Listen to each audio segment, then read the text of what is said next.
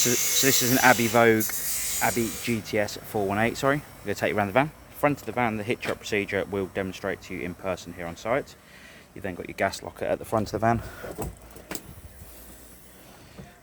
On top of the bottle, you've got your gas valve, reverse thread fitting on the gas pipe work at the top here, and then you've got your gas regulator on the bulkhead at the top. Water pump pickup, which I'll show in a second, and your leg winder down the bottom here. Wet locker on the front of the van with a 3-pin plug inside, and then you've got your wind down leg on the far side of the van at the front. Again, we'll demonstrate these while you're here on site. The wheels and motor mover. The motor mover will demonstrate to you at the end of the handover in person, and then we'll torque the wheel nuts as well. Rear of the van, you've got your storage locker for underneath the bed, and again you can access this from the inside of the van. The back of the van, you've got your wind down legs on either side, as you can see, and bike rack on the back of this particular van itself. On the far side of the van, you've got your toilet flush tank, which is 3.5 litres of water and a cap full of the pink fluid. And then in the bottom, you have your toilet waste cassette, which you release by pulling up the orange handle and pulling towards you. You've then also got your orange valve on the back here for when you're tipping the waste away. Press the valve in and it stops the waste spitting and sputtering back at you. The neck you turn out here, and then when I refer to the cap full of fluid for this tank, the measure's actually inside this cap.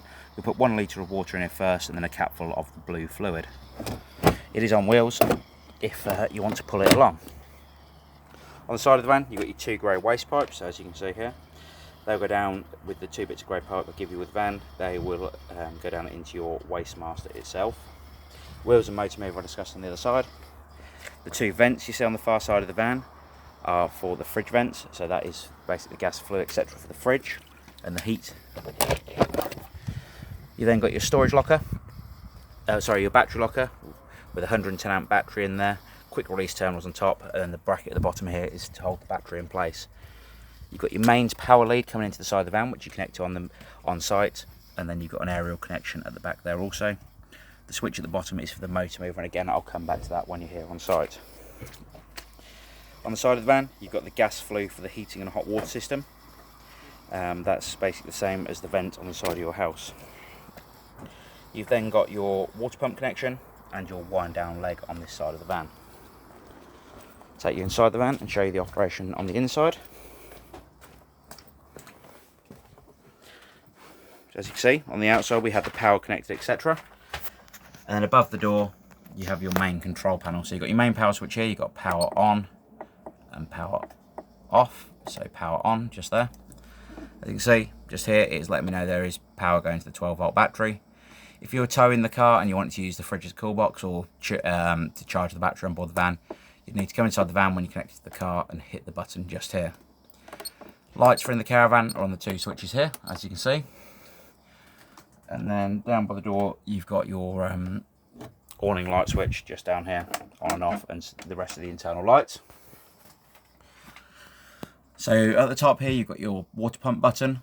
The arrows on this side are irrelevant on this particular van, the same as the tick in the middle here. But you've got your power on and off, and your battery change here. Battery change between the 2, so you've got your caravan battery and car battery. Water pump running in the top left-hand corner.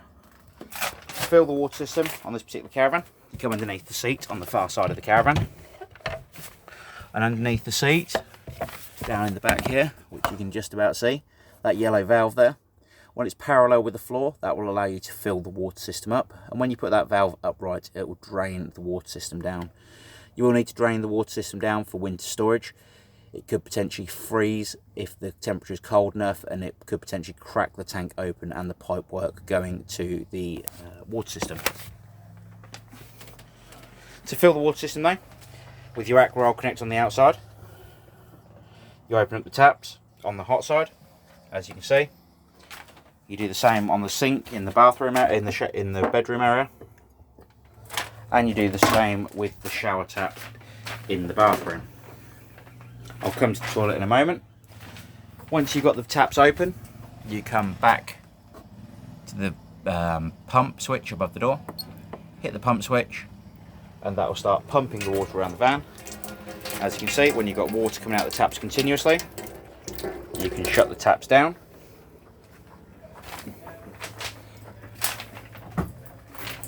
and then the water system is full and ready to use.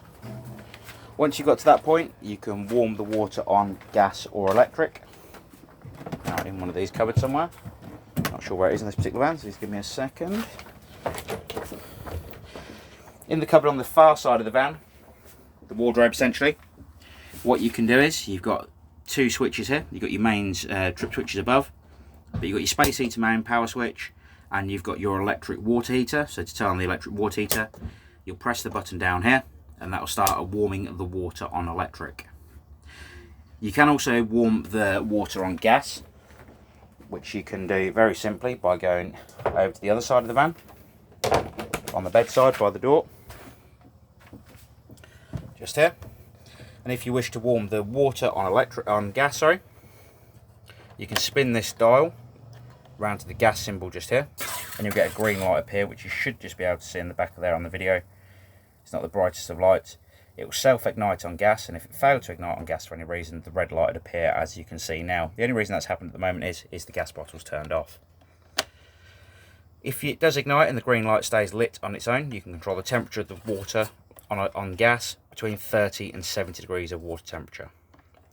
As I said, to turn the gas supply back off, you go back to the 0 in the centre, and that will turn the gas supply back off. On top here, you've got your option to run ultra heat. So this is if you're running on mains power. Depending on what site you're on, you'll have 500, 1000 or 2000 watts of power available. You turn the dial to the most relevant power source for the site you're on. Here on site we can only run 500 watts, and as you can see, the green light has appeared again in the back of there. To control the temperature of the heater on electric, you use the dial just here. Spin it to the temperature you'd like it to be at, and the heater will start warming up on electric. On the heater itself, the dial on the left hand side is for the blown air heating. The higher you go with this valve, the stronger the blown air will be. The dot in the centre indicates to me that the heat is going to come out the front of the heater. But if you want the heat to come out the vents around the van, you can switch this valve over to the blown air symbol just here, and that will start allowing the air to vent around the van. When you're on the A, on this side, that is ambient temperature, so it will cut in and out with the thermostat essentially to warm the van, but that will be on blown air also. If you want to use the heater on gas, you spin this dial around here to between 9 and 10, hold down the gas valve, and it will self-ignite on gas. When it does ignite, you'll have a pilot light in this window down the front here, and when it has ignited, you keep your finger down on the gas valve for 5 to 10 seconds just to allow the thermocouple to warm up. Then slowly release the gas valve, and it should stay ignited on gas. To control the temperature, you'll use the dial on top between 1 and 9. If you spin it back round to past the 0, it'll actually stop the heater, stop the gas supply to the heater itself. To turn the fridge on, you've got the power button on the front here. As you can see, the fridge is loading up. At the moment it's coming up with an error code 10 because we're not connected to a vehicle, so the battery symbol is the 12 volt supply from the car you are towing with.